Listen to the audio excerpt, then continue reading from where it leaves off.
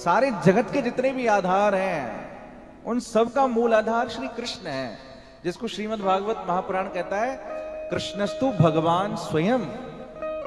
एते जान सकला पुंस कृष्णस्तु भगवान स्वयं। स्वयं यदि कोई भगवान है वो श्री कृष्ण है, लेकिन श्री कृष्ण की भी यदि कोई भगवान है तो वो कौन है? हमारी किशोरी जी हैं, हमारी श्री जी हैं, हमारी श्यामा जो हैं। इसलिए हमारे वृंदावन की जो रस परंपरा के रसिक संत हैं उन्होंने इस बात को कहा, हमारे माई। हमारे ब्रज में कौन को राज है? श्यामा जो को राज। बोले कैसा राज? हो जाके अधीन सदा ही साबुरो, जाके अधीन सदाई सावरो। जाके अधीन सदा ही साबुरो, जाके अधीन सदाई सावरो। अधीन का मतलब समझते हैं? अधीन माने समझते हैं अधीन का मतलब क्या होता है? बोले जिसके इशारे पर नाचे। राधे राधे।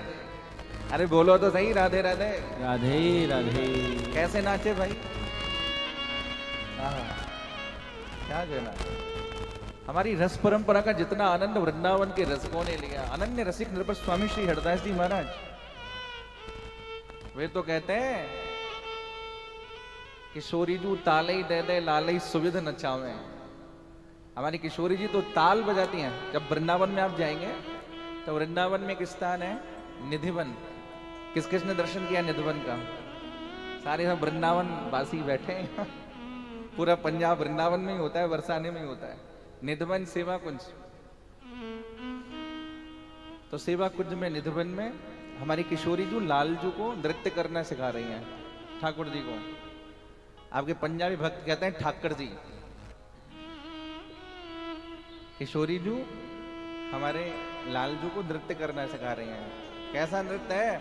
बोले ये शाम भ्रूभंग मात्रेना, जिसके सारे पर संसार नाचता है वे किशोरी जी की ताल पर नाच रहे हैं। और कैसे नाच रहे हैं? बोले कुंज बिहारी नाचतनी के, कुंज बिहारी नाचतनी के, कुंज बिहारी नाचतनी के, कुंज बिहारी नाचत। हाँ कुंज बिहारी नाचतनी के, कुंज बिहारी नाचतनी के, कुंज बिहारी नाचतनी के, कुंज बिहारी नाचतनी के। हाओ घर ताल धरे श्री श्यामा, ओ घर ताल धरे श्री श्यामा, लाडली नचाबतनी के। स्वामी श्री हरदास जी गा रहे हैं। आप वृंदावन जाते होंगे, बिहारी जी का दर्शन करते होंगे। किस किस ने किया बिहारी जी का दर्शन? सब ने किया है। पर पता है बिहारी जी को प्रकट किसने किया? किसने किया? स्वामी श्री हरदास जी। अनन्य रसिक नृपत स्वामी जी की उपाधि है ये, अनन्य रसिक नृपत स्वामी श्री हरदास जी महाराज। वे कहते हैं कि जब श्री लाल जी नृत्य करते हैं तो किशोरी जी की ताल पर नाचते हैं। किशोरी जी ताल बजा रही हैं और लाल जी नर्तन कर रहे हैं, नृत्य कर रहे हैं। कभी कभी लाल जी जब नाचते हैं तो नाचते नाचते जब नृत्य ठीक नहीं करते, राधे राधे राधे राधे, तो किशोरी जी अपने कर कमल से बताते हैं।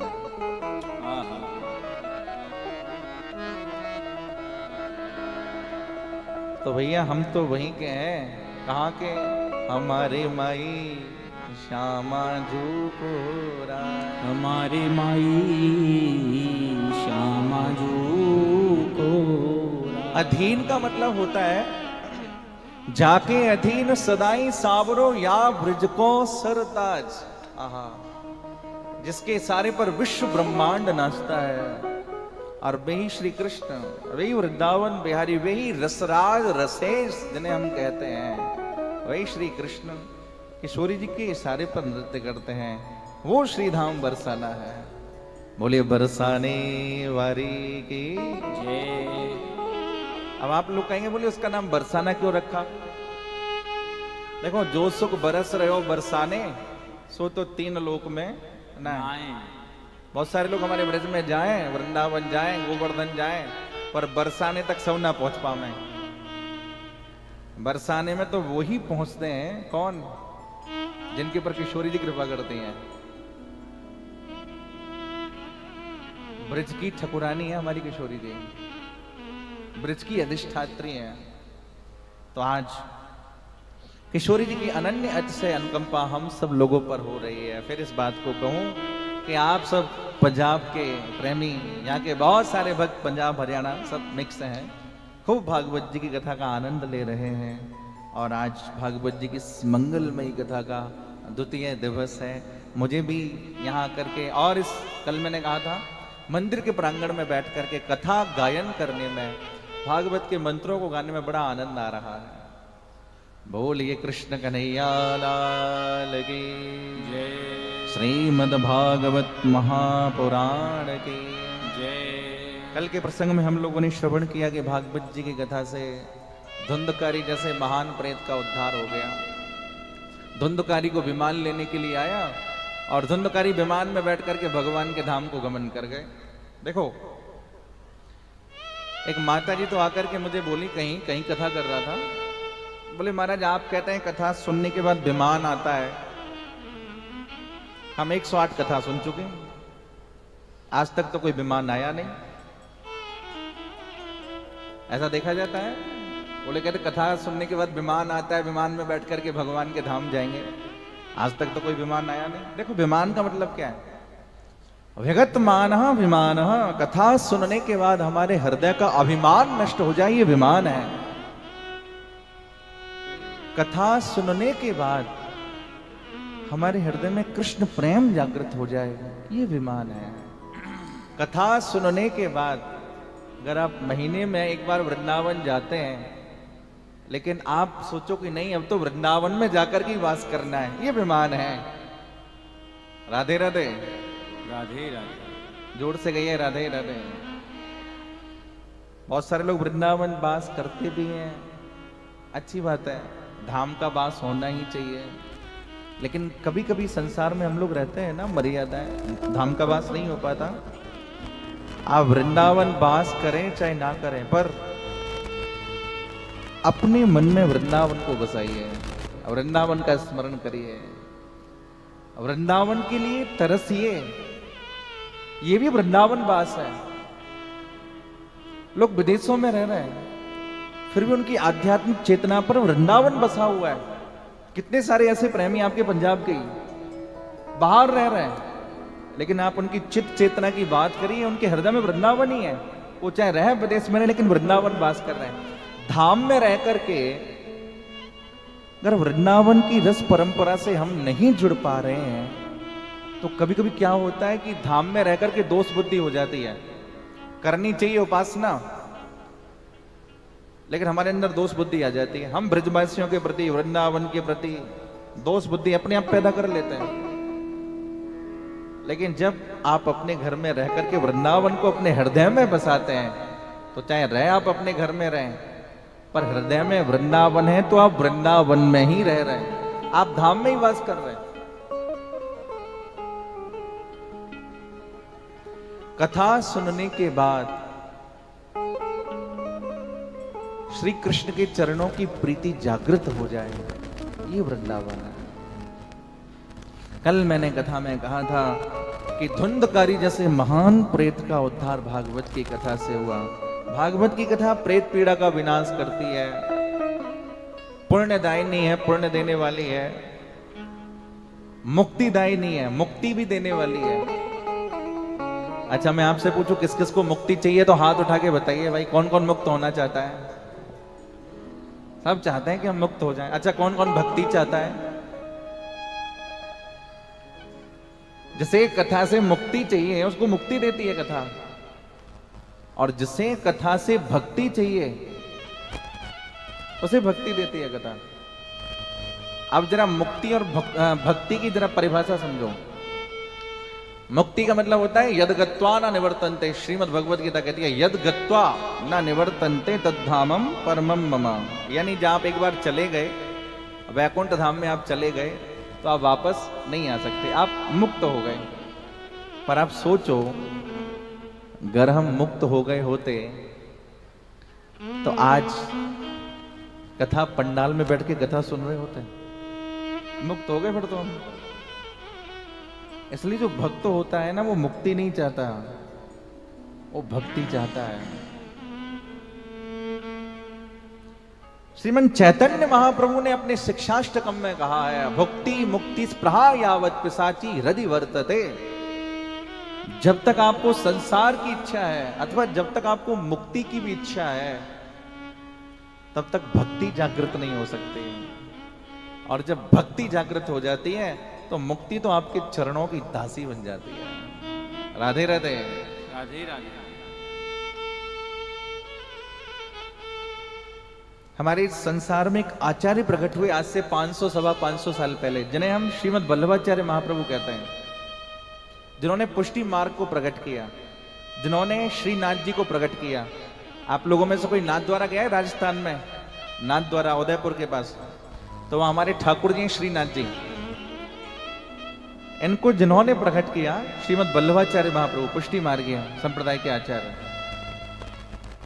एक बार महाप्रभु वल्लभाचार्य अपने ठाकुर जी की सेवा में संलग्न, आज जब सेवा में विराज रहे हैं तो महाप्रभु जी को आज ऐसा अनुभव हुआ कि मानो उनके ठाकुर उनसे कहते हैं, बोले आचार्य चरण आज मेरी दही खाए हुए की इच्छा है। राधे राधे। सब कहिए राधे राधे। जो सेवा में होता है ना सेवक, उसे पता चल जाता है कि ठाकुर जी की क्या इच्छा है, भोग लगाने की। हमारा मन कभी कभी इडली सांभर का करे, हम सोचे नहीं हमारे ठाकुर जी की इच्छा है। ठाकुर जी की इच्छा नहीं, वो हमारी इच्छा है।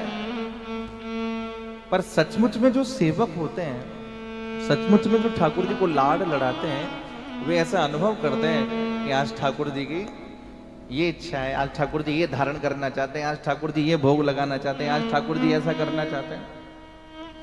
तो महाप्रभु वल्लभाचार्य ठाकुर जी की सेवा में आज उनको अनुभव हुआ कि ठाकुर जी की इच्छा है कि ठाकुर जी दही का भोग लगाना चाहते हैं। ठाकुर जी को दही बहुत प्रिय है। अपने घर में ठाकुर जी को भोग सामग्री सिद्ध करो तो दही का भोग जरूर लगाओ।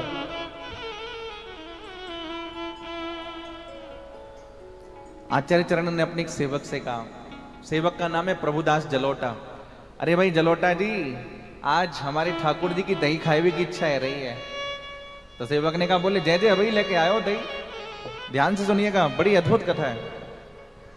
बोले जय जय अभी दही लेके आयो। तो प्रभुदास जलोटा गए दही लेने के लिए बाहर जाकर के देखा कोई दही बेचने वाली ग्वालिन बड़ी जोर से हल्ला मचा रही है, अरे कोई दही ले लो, अरे कोई दही ले लो, अरे कोई दही ले लो। दही ले लिया। तो जलोटा जी ने पूछा, बोले दही के बदले क्या देना है, इसका मूल कितना हुआ? तो ब्रजवासी मैया, ब्रजवासी तो ब्रजवासी ही हो, ब्रजवासन मैया बोली, बाबा दही को तू सैंत में ही ले जा। सैंत समझते हैं? सैंत माने फ्री, हमारे ब्रज भाषा में सैंत बोलते हैं उसको। बोले बाबा दही को तू सैंत में ही ले जा। प्रभुदास जी ने कहा, नहीं नहीं ऐसे नहीं लेना, हमें ठाकुर जी की सेवा में पधराना है। भाई जो इसका मूल्य वो बताइए, क्या इसकी राशि है?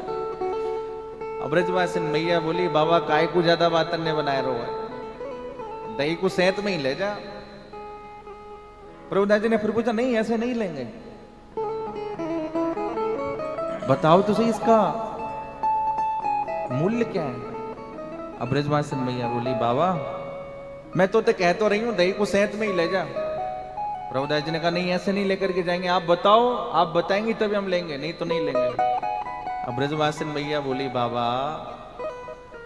तू का दही के बदले हमें मुक्ति थोड़ी दे देगो। राधे राधे। क्या कहा उसने? बोले दही के बदले हमको मुक्ति थोड़ी दे देगो। और आप देखिए, एक महापुरुष के सेवक की महिमा है। उसने उस ब्रजवासन भैया से कहा, बोले तो को मुक्ति चाहिए? अब उसको भी नहीं पता था कि मेरी मुक्ति हो जाएगी। तो उस महापुरुष के सेवक ने कहा, जाओ हमने तुम्हें मुक्त किया। और आप उस कथा को आगे सुनिए। थोड़ी देर बाद उस ब्रजबासिन महिला का शरीर छूट गया। प्रसंग ऐसा आता है कि जब उसका देह छूटा तो उसको लेने के लिए विमान आया और वो विमान में बैठ करके ठाकुर जी के धाम पहुंच गई। और जब उस दही को लेकर के प्रभुदास जी अपने आचार्य चरण के पास आए, महाप्रभु वल्लभाचार्य के पास आए, आकर के जब दही को पधराया तो महाप्रभु जी ने कहा, बोले प्रभुदास जी ले आए दही? बोले ले आयो दही, पर जय जय आज दही कछु महंगो पड़ गयो। राधे राधे। राधे राधे। क्या कहा? बोले आज दही कछु महंगो पड़ गयो। महाप्रभु जी ने कहा, कितना महंगा पड़ गया? बोले आज दही के बदले मुक्ति देकर के आया हूं। महाप्रभु जी के नेत्रों में आंसू आ गए। जगत गुरु वल्लभाचार्य महाप्रभु के नेत्रों में आंसू आए और उन्होंने कहा, प्रभुदास जी आपने दही के बदले मुक्ति क्यों दी? आपने दही के बदले मेरे ठाकुर की भक्ति क्यों नहीं दी? मतलब बोले मुक्ति तो भक्ति की दासी है।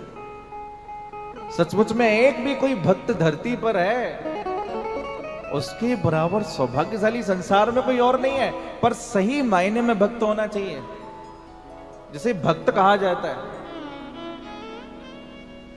इसलिए भागवत की कथा हमें मुक्ति भी देती है, भागवत की कथा हमें भक्ति भी देती है। कल ही मैंने कथा में कहा कि भागवत की कथा से भक्ति जागृत हुई और भागवत की कथा से ज्ञान और वैराग्य ये दोनों जागृत हो गए। आइए हम लोग भागवत जी के प्रथम स्कंद में प्रवेश करते हैं। बोलिए भागवत भगवान की जय। जन्माद्यस्य यतोन्वयादितरतश्चारथे स्वविज्ञस्वराट् तेने ब्रह्महृदायादिकमये मुह्यन्ति यत्सूरयः। ये भागवत का प्रथम श्लोक है। तेजो वारि मृदां यथा विनिमयो यत्र त्रिशर्गो मृषा धाम्ना स्वेन सदा निरस्तकुहकं सत्यं परं धीमहि। हम सत्य स्वरूप भगवान के चरणों में प्रणाम करते हैं। बोले जी कथा सुनने का अधिकारी कौन है?